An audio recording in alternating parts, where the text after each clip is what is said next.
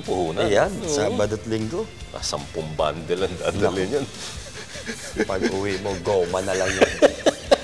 Okay, good luck sa inyong lahat. Race number 5, 2 runners to go. Pasa na namin kayo kay Mr. Christopher Ora. Tatawag ng ating race number 5. And back to you there, Chris. Thank you very much once again to both of you, Mr. Herrera and Coach. Race number 5, that's the number Pick 5 event, class division category number 1. 1,500 meters is the journey. Gifted jump. Finally, Bex, final call now for your bets. Last call to place your bets. We're only waiting for Compelled to Lead and race number 5.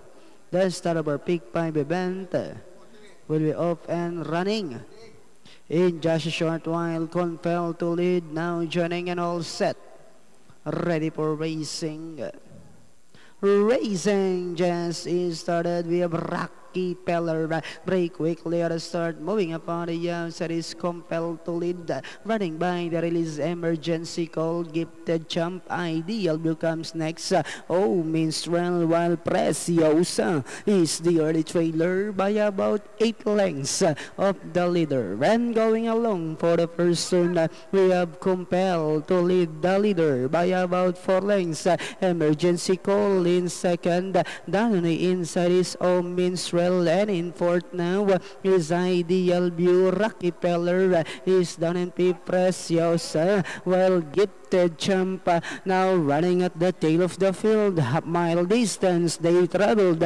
We have Compelled to Lead by about 4 lengths. Emergency call in second. Oh Minstrel remains in third. Then comes Ideal View. Preciosa, Rocky Peller now second last, while Gifted Jump now running at the tail of the field.